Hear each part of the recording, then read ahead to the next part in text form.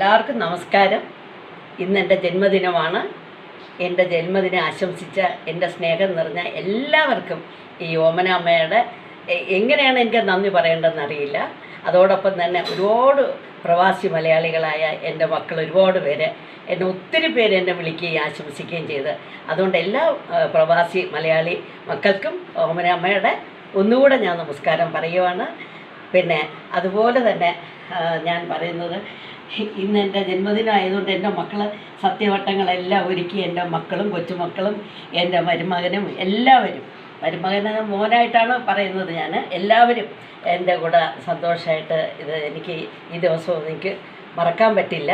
ഇന്ന് കോവിഡിൻ്റെ കാര്യത്തിൽ ഒരുപാട് കഷ്ടതകളും ബുദ്ധിമുട്ടുകളും ഉണ്ടെങ്കിലും എൻ്റെ കൊച്ചുമക്കളുടെ ആ നിർബന്ധം കൊണ്ടാണ് ഞാൻ ഇന്ന് ഇതിൽ പങ്കെടുക്കുന്നത്. അതോടൊപ്പം തന്നെ മഞ്ജരിയുടെ ആ കുക്കിംഗ് ചാനലിലെ സ്പൈസ് ട്രഷർ, ഈ അമ്മമ്മയുടെ എല്ലാവിധ ആശംസകളും. പിന്നെ അത് മാത്രമല്ല മക്കളെ, നീ ഇപ്പോൾ ഒരുപാട് നല്ല നല്ല ഒത്തിരി വെറൈറ്റി പാചകങ്ങൾ കൊണ്ടുവരുന്നു, അത് വളരെ നല്ലത്. അപ്പോൾ ഈ പാചകത്തിനോടൊപ്പം തന്നെ അമ്മമ്മയുടെ എല്ലാവരും പറയുന്നുണ്ട്, മഞ്ജരിയോട് പറയണം നന്നായിട്ട് പഠിക്കണം. പഠിക്കുന്നതിനോടൊപ്പം പെൺകുട്ടികളല്ലേ, അവർ പാചകം അറിഞ്ഞിരിക്കുന്നത് വളരെ നല്ലതാണ്. അപ്പോൾ അമ്മമ്മ പറഞ്ഞു അവൾ മിടുക്കിയാണ്, പഠിക്കാനും എല്ലാ ആക്ടിവിറ്റീസും ഉണ്ട്. അപ്പോൾ അതുകൊണ്ട് മക്കളുടെ ആ സ്പൈസ് ട്രഷർ എന്നുള്ള ഇതിന് അമ്മമ്മയുടെ പ്രത്യേക ആശംസകൾ. ഇന്നത്തെ പുതിയൊരു വിഭവം ഉണ്ടല്ലോ, സൂപ്പറാണ്, എല്ലാവരും അത് കാണണം. ഓക്കെ, ഹായ്, എല്ലാവർക്കും സ്പൈസ് ട്രഷേഴ്സിലേക്ക് സ്വാഗതം. ആദ്യം തന്നെ എന്റെയും എന്റെ കുടുംബത്തിന്റെയും ഹൃദയം നിറഞ്ഞ ഓണാശംസകൾ. ഇന്ന് അവിട്ടം എന്റെ പ്രിയപ്പെട്ട ഓമനമ്മയുടെ പിറന്നാളാണ്. സോ ഹാപ്പി ബർത്ത്ഡേ അമ്മുമ്മ. അമ്മുമ്മയ്ക്ക് എന്റെ ചക്കര ഉമ്മ. പിന്നെ അമ്മുമ്മയ്ക്ക് വേണ്ടി ഇന്ന് ഞാൻ സ്പെഷ്യൽ ആയിട്ട് ഒരു ചോക്ലേറ്റ് കേക്കാണ് തയ്യാറാക്കുന്നത്. സോ അതിന്റെ റെസിപ്പിയാണ് ഞാൻ നിങ്ങളുമായി ഷെയർ ചെയ്യാൻ പോകുന്നത്. സോ നമുക്ക് വീഡിയോ സ്റ്റാർട്ട് ചെയ്യാം. ആദ്യം തന്നെ ചോക്ലേറ്റ് സ്പഞ്ച് തയ്യാറാക്കാനായി ഞാനിവിടെ ഒരു അരിപ്പയിലേക്ക് 1 കപ്പ് മൈദയാണ് ആഡ് ചെയ്ത് കൊടുക്കുന്നത്. 1 കപ്പ് എന്ന് പറഞ്ഞാൽ 250 ഗ്രാംസ് ആണ്. അതിലേക്ക് ബേക്കിംഗ് പൗഡർ 1 ടീസ്പൂൺ, പിന്നെ ബേക്കിംഗ് സോഡ 1/4 സ്പൂൺ ആഡ് ചെയ്ത് കൊടുക്കുക. പിന്നെ അതിനുശേഷം അതിലേക്ക് ചോക്ലേറ്റ് ഫ്ലേവറിനായിട്ട് കൊക്കോ പൗഡറാണ് ആഡ് ചെയ്യുന്നത്. ഇവിടെ 2 ടീസ്പൂൺ കൊക്കോ പൗഡറാണ് ഞാൻ ആഡ് ചെയ്ത് കൊടുത്തിരിക്കുന്നത്. ഇനി നമുക്ക് ഈ ഡ്രൈ ഇൻഗ്രീഡിയൻസ് 3 പ്രാവശ്യം നന്നായിട്ട് അരിച്ചെടുക്കാം.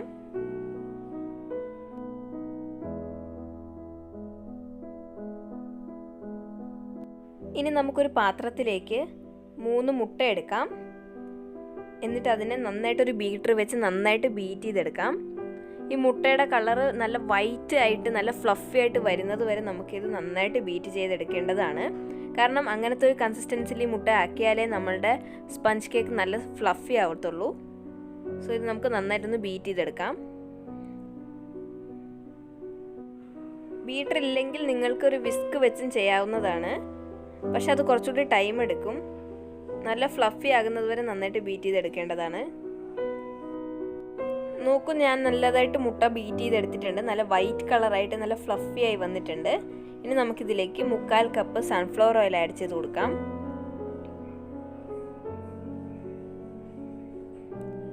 ഓയിൽ ആഡ് ചെയ്തതിന് ശേഷം ഇത് നന്നായിട്ട് ബീറ്റ് ചെയ്തെടുക്കാം.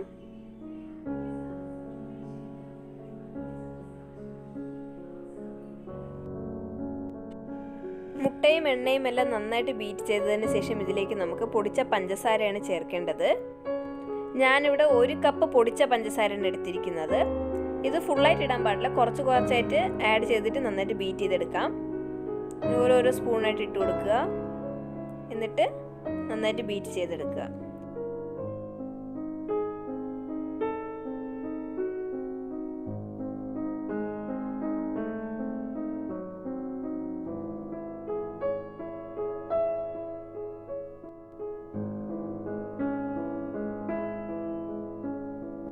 മുട്ടയും എണ്ണയും പഞ്ചസാരയും എല്ലാം നന്നായി ബീറ്റ് ചെയ്തതിന് ശേഷം അതിലേക്ക് നമ്മൾ നേരത്തെ അരിച്ച് വെച്ചിരുന്ന ഡ്രൈ ഇൻഗ്രീഡിയൻസ് ആഡ് ചെയ്ത് കൊടുക്കുക.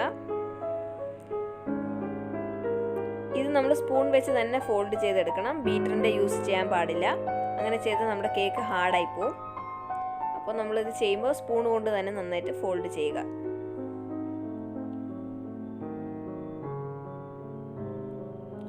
കുറച്ചായിട്ട് ആഡ് ചെയ്ത് കൊടുത്താൽ മതി. എല്ലാം ഒന്നിച്ച് ചേർത്ത് കഴിഞ്ഞാൽ ലംസ് ഉണ്ടാവും. സോ ഞാനിവിടെ എല്ലാം നന്നായിട്ട് മിക്സ് ചെയ്തെടുത്തതിന് ശേഷം കൺസിസ്റ്റൻസി ഒന്ന് കറക്റ്റ് ആക്കാനായിട്ട് 1 ടീസ്പൂൺ പാലും കൂടി ഒന്ന് ആഡ് ചെയ്ത് കൊടുത്തു. എന്നിട്ട് നന്നായിട്ട് മിക്സ് ചെയ്തെടുക്കുക.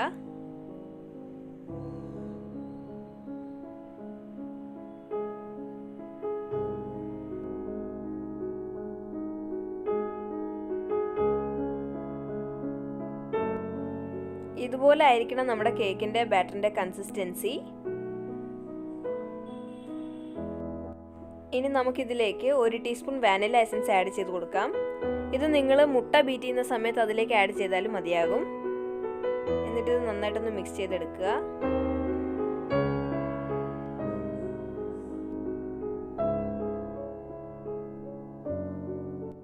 വാനില എസൻസ് നന്നായിട്ട് മിക്സ് ചെയ്തതിന് ശേഷം ഇതിലേക്ക് ഒരു 1/2 സ്പൂൺ വിനീഗർ ആഡ് ചെയ്ത് കൊടുക്കുക.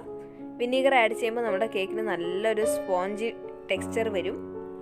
വിനീഗർ ആഡ് ചെയ്തതിന് ശേഷം ഒരുപാട് നേരം ബാറ്റർ വെക്കരുത്. ഉടൻ തന്നെ അത് ബേക്കിംഗ് ട്രേയിലേക്ക് മാറ്റിയതിന് ശേഷം കുക്കറിൽ വെക്കാവുന്നതാണ്. ഇനി ഞാനിവിടെ കേക്ക് ബേക്ക് ചെയ്യാനായിട്ടൊരു കുക്കറാണ് എടുത്തിരിക്കുന്നത്. കുക്കറിനകത്ത് ഒരു 3-4 ടേബിൾ സ്പൂൺ ഉപ്പ് ആഡ് ചെയ്ത് കൊടുത്തിട്ടുണ്ട്. ഇനി നമുക്ക് ഈ കുക്കർ അടച്ചിട്ട് ഒരു 10 മിനിറ്റ്സ് പ്രീ ഹീറ്റ് ചെയ്യാൻ വെക്കാം. ഞാനിവിടെ ഒരു ബേക്കിംഗ് ട്രേയിലേക്ക് നമ്മുടെ കേക്കിൻ്റെ ബാറ്റർ ട്രാൻസ്ഫർ ചെയ്തിരിക്കുകയാണ്. ഇനി ഇതിൽ നെക്സ്റ്റ് ചെയ്യേണ്ട ഒരു മെയിൻ സ്റ്റെപ്പ് എന്താണെന്ന് വെച്ച് കഴിഞ്ഞാൽ ഒരു ഫോർക്ക് എടുക്കുക. എന്നിട്ട് ഇതുപോലെ തന്നെ നന്നായിട്ട് അവിടെ ഇവിടെ പല ഡയറക്ഷനിലായിട്ട് ഇതുപോലെ തന്നെ ഒന്ന് മിക്സ് ചെയ്ത് കൊടുക്കുക. ഇങ്ങനെ ചെയ്യുമ്പോൾ നമ്മൾ കേക്കിനകത്ത് ഉണ്ടാകുന്ന എയർ ബബിൾസ് റിമൂവ് ആയി കിട്ടും. ഫോർക്ക് വെച്ച് മിക്സ് ചെയ്തതിന് ശേഷം നമുക്ക് ഈ ട്രേ നന്നായിട്ടൊന്ന് ടാപ്പ് ചെയ്ത് കൊടുക്കാം. അപ്പോൾ നമുക്ക് എയർ ബബിൾസ് ഫുള്ളായിട്ട് റിമൂവ് ആയി കിട്ടും. ഇങ്ങനെ ടാപ്പ് ചെയ്തതിന് ശേഷം നമുക്ക് ഇതിനെ നമ്മൾ പ്രീ ഹീറ്റ് ചെയ്ത് വെച്ചിരുന്ന കുക്കറിലേക്ക് വെച്ചിട്ട് ഒരു 20 മിനിറ്റ്സ് ബേക്ക് ചെയ്തെടുക്കാം. 20 മിനിറ്റിന് ശേഷം നമ്മുടെ കേക്ക് ഇവിടെ നന്നായിട്ട് ബേക്കായി കിട്ടിയിട്ടുണ്ട്. നല്ല സോഫ്റ്റായിട്ട് കിട്ടിയിട്ടുണ്ട്. ഈ കേക്ക് പെർഫെക്റ്റ് ടെക്സ്ചറിൽ കിട്ടിയിരിക്കുകയാണ്. നോക്കൂ, നല്ല സോഫ്റ്റ് കേക്കാണ്. കേക്ക് ചൂടായിരിക്കുമ്പോൾ ഡീമോൾഡ് ചെയ്താൽ പൊടിഞ്ഞു പോകും. ഇനി നമുക്കിതിനെ 1 മണിക്കൂറെങ്കിലും റെസ്റ്റ് ചെയ്യാൻ വെക്കാം. അപ്പോൾ ഇതിൻ്റെ ചൂടെല്ലാം മാറിക്കിട്ടും. അത് കഴിഞ്ഞിട്ട് നമുക്കിത് നമ്മുടെ ബേക്കിംഗ് ട്രേയിൽ നിന്ന് ഡീമോൾഡ് ചെയ്യാവുന്നതാണ്. കേക്കിൻ്റെ ചൂടെല്ലാം മാറിക്കിട്ടിയതിന് ശേഷം ഞാൻ ഇതിനെ നന്നായിട്ട് ഡീമോൾഡ് ചെയ്തെടുത്തിട്ടുണ്ട്. നോക്കൂ, നല്ല പെർഫെക്റ്റ് ടെക്സ്ചറിൽ നമ്മളുടെ ചോക്ലേറ്റ് സ്പഞ്ച് കേക്ക് റെഡിയായി കഴിഞ്ഞിരിക്കുകയാണ്. ഇനി നെക്സ്റ്റ് നമുക്കിതിലേക്ക് ആവശ്യമായിട്ടുള്ള വിപ്പിംഗ് ക്രീമിൻ്റെ ഫ്രോസ്റ്റിംഗ് എങ്ങനെയാണ് ഉണ്ടാക്കുന്നതെന്ന് നോക്കാം.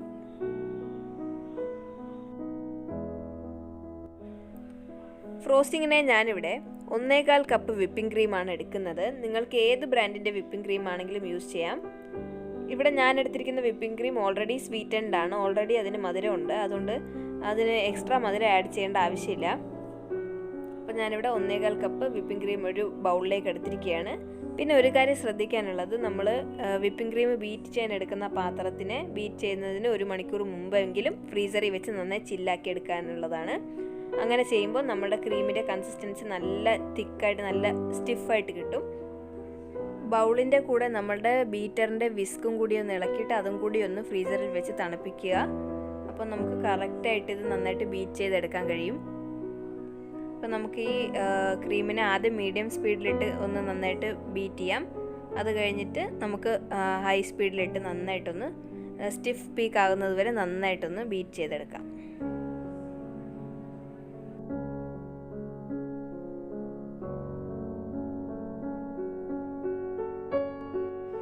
നോക്കൂ, നമ്മുടെ വിപ്പിംഗ് ക്രീം നല്ല സ്റ്റിഫ് പീക്ക് കൺസിസ്റ്റൻസിയിൽ കിട്ടിയിട്ടുണ്ട്. നല്ല തിക്കായിട്ട് നല്ല പെർഫെക്റ്റ് ആയിട്ട് കിട്ടിയിട്ടുണ്ട്. ഞാനിവിടെ നമ്മുടെ കേക്കിലേക്ക് ഒരു ചെറിയ ചോക്ലേറ്റ് ഫ്ലേവറുള്ള ഫ്രോസ്റ്റിംഗ് കൊടുക്കാനാണ് ഉദ്ദേശിക്കുന്നത്. അതിനായിട്ട് ഞാനിവിടെ കുറച്ച് ഡാർക്ക് ചോക്ലേറ്റ് ഡബിൾ ബോയിലറിൽ വെച്ച് മെൽറ്റ് ചെയ്തെടുത്തിട്ടുണ്ട്. ഇത് നമുക്ക് വിപ്പിംഗ് ക്രീമിലേക്ക് ആഡ് ചെയ്തിട്ട് ഒരു ചെറിയ ചോക്ലേറ്റ് ഫ്ലേവർ കൊടുക്കാം. ഇതാണ് നമ്മുടെ വിപ്പിംഗ് ക്രീമിൻ്റെ കൺസിസ്റ്റൻസി. ഇനി നമുക്കിതിലേക്ക് നമ്മൾ മെൽറ്റ് ചെയ്ത് വെച്ചിരുന്ന ചോക്ലേറ്റ് സിറപ്പ് ആഡ് ചെയ്ത് കൊടുക്കാം. നിങ്ങൾക്ക് എത്രത്തോളം ചോക്ലേറ്റ് ഫ്ലേവർ ആവശ്യമുണ്ടോ അത്രയും തന്നെ നിങ്ങൾക്ക് ആഡ് ചെയ്യാവുന്നതാണ്.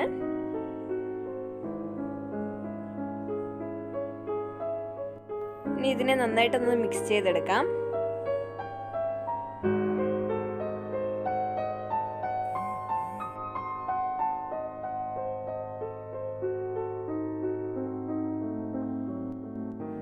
ഞാൻ മെൽറ്റ് ചെയ്ത് വെച്ചിരുന്ന ഫുൾ ചോക്ലേറ്റ് സിറപ്പും ആഡ് ചെയ്ത് കൊടുത്തിട്ടുണ്ട്. നമ്മുടെ കേക്കിന് ആവശ്യമായ ചോക്ലേറ്റ് ഫ്രോസ്റ്റിംഗ് റെഡി ആയിട്ടുണ്ട്. ഇനി നമുക്കിത് കേക്കിലേക്ക് എങ്ങനെയാണ് അപ്ലൈ ചെയ്യുന്നതെന്ന് നോക്കാം. അതിനായിട്ട് നമ്മൾ ഉണ്ടാക്കി വെച്ചിരുന്ന സ്പഞ്ച് കേക്കിനെ 3 ലെയേഴ്സ് ആയിട്ട് കട്ട് ചെയ്തെടുത്തിട്ടുണ്ട്.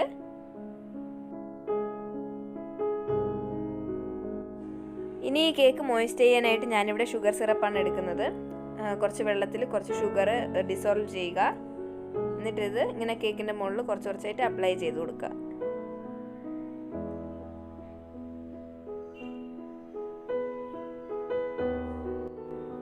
ഷുഗർ സിറപ്പ് വെച്ച് കേക്ക് നന്നായി മോയിസ്റ്റ് ചെയ്തതിന് ശേഷം നമ്മൾ തയ്യാറാക്കിയ ചോക്ലേറ്റ് ഫ്രോസ്റ്റിംഗ് ഇതിൻ്റെ മുകളിലേക്ക് അപ്ലൈ ചെയ്യുക.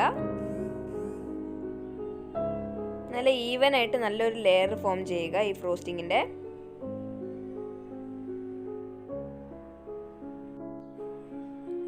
ഞാനിവിടെ ഒരു സ്പൂൺ വെച്ചാണ് കേട്ടോ ഫ്രോസ്റ്റിംഗ് എല്ലാം ഇതിലേക്ക് അപ്ലൈ ചെയ്യുന്നത്. കാരണം എല്ലാവർക്കും ചെയ്യാൻ പറ്റുന്ന ഒരു രീതിയിൽ ചെയ്യാമെന്ന് ഉദ്ദേശിച്ചിട്ടാണ് ഞാനിങ്ങനെ ചെയ്യുന്നത്. നിങ്ങൾക്ക് വേണമെങ്കിൽ ഫ്രോസ്റ്റിംഗ് ഒന്ന് ലെവൽ ചെയ്യാൻ വേണ്ടി ഒരു സ്ക്രേപ്പർ ഉപയോഗിച്ച് ഇതുപോലെ ചെയ്യാവുന്നതാണ്. ഇല്ലെങ്കിലും കുഴപ്പമൊന്നുമില്ല. ഇനി ഞാൻ ഇതിൻ്റെ മുകളിലേക്ക് നെക്സ്റ്റ് ലെയറിൻ്റെ കേക്ക് വെച്ചിട്ട് ഇതേ സെയിം പ്രോസസ്സ് റിപ്പീറ്റ് ചെയ്യാൻ പോവുകയാണ്. ഇതിൻ്റെ മുകളിൽ പിന്നെയും മോയിസ്റ്റ് ചെയ്തിട്ട് അതിൻ്റെ മുകളിൽ പിന്നെയും ഫ്രോസ്റ്റിംഗ് വെക്കുക, പിന്നെ 3rd ലെയർ വെക്കുക. അങ്ങനെ നിങ്ങൾക്ക് ഇഷ്ടമാണെങ്കിൽ ഇതിൻ്റെ ഓരോ ലെയേഴ്സിൻ്റെ ഇടയിലും ചോക്കോ ചിപ്സ് ആഡ് ചെയ്യാവുന്നതാണ്. ഇനി നമ്മൾ ഫസ്റ്റ് ലെയറിന് ചെയ്ത സെയിം സ്റ്റെപ്പ് ഒന്നും കൂടി റിപ്പീറ്റ് ചെയ്യാം.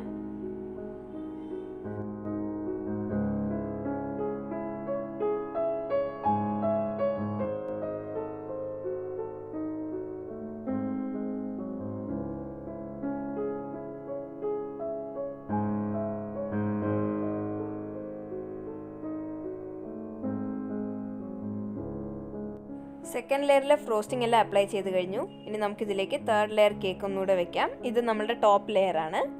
ഇനി നമുക്കിതിൻ്റെ മുകളിലും കൂടെ കുറച്ച് ഷുഗർ സിറപ്പ് ഒഴിച്ച് മോയിസ്റ്റ് ചെയ്തതിന് ശേഷം നമുക്ക് ഫുള്ളായിട്ട് കേക്ക് ഫ്രോസ്റ്റിംഗ് കൊണ്ട് കവർ ചെയ്തെടുക്കാം.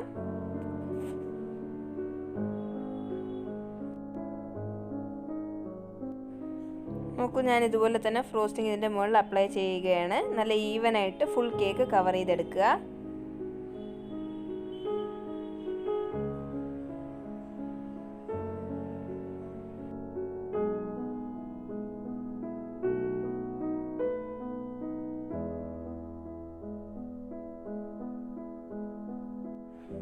നോക്കൂ, ഞാൻ നമ്മുടെ കേക്കിനെ ഫുള്ളായിട്ട് കവർ ചെയ്തെടുത്തിട്ടുണ്ട് ഫ്രോസ്റ്റിംഗ് വെച്ച്.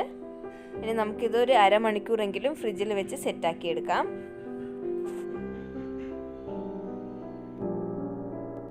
ഇനി ഞാനിവിടെ കേക്ക് ഡിസൈൻ ചെയ്യാനായിട്ട് ഒരു പൈപ്പിംഗ് ബാഗും പിന്നെ ഒരു സിമ്പിൾ ഫ്ലവർ ഉണ്ടാക്കുന്ന ഒരു നോസിലും എടുത്തിട്ടുണ്ട്. ഞാൻ സെയിം ഫ്രോസ്റ്റിംഗ് വെച്ചാണ് ഞാൻ ഡിസൈൻ ചെയ്യാൻ പോകുന്നത്. ഇനി നമുക്ക് ഈ പൈപ്പിംഗ് ബാഗ് ഫ്രോസ്റ്റിംഗ് വെച്ച് ഫിൽ ചെയ്യാം.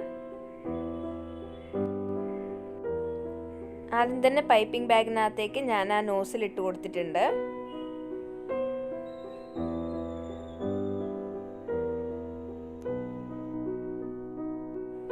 ഇനി നമുക്ക് ഈ പൈപ്പിംഗ് ബാഗിനെ ഒരു ഗ്ലാസ്സിനകത്ത് ഇതുപോലെ വെക്കാം. എന്നിട്ട് ഇതിനകത്ത് നമ്മളുടെ ഫ്രോസ്റ്റിംഗ് ഫില്ല് ചെയ്യാം.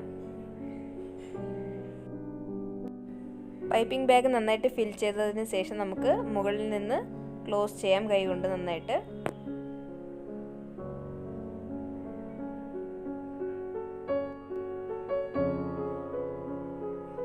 ഇതുപോലെ മുകളിൽ പിടിക്കുക പൈപ്പിംഗ് ബാഗിൻ്റെ.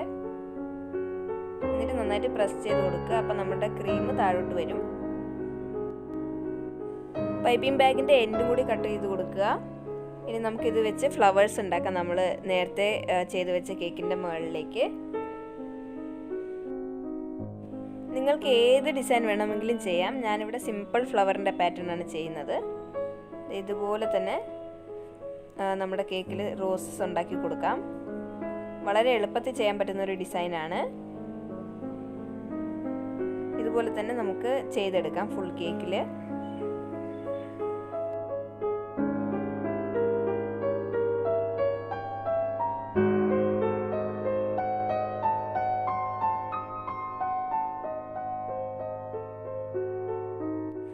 കേക്കിൻ്റെ മുകളിൽ ചെയ്തതുപോലെ തന്നെ സൈഡിലും കൂടി ഫ്ലവേഴ്സ് നമുക്ക് ഉണ്ടാക്കി കൊടുക്കാം.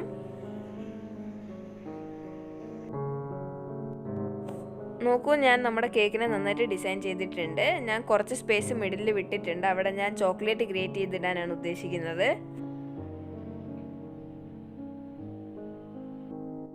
നെക്സ്റ്റ് ഞാനിവിടെ കുറച്ച് ഡാർക്ക് ചോക്ലേറ്റ് ഗ്രേറ്റ് ചെയ്ത് ഇടാൻ പോവുകയാണ് കേക്കിൻ്റെ മുകളിലേക്ക്.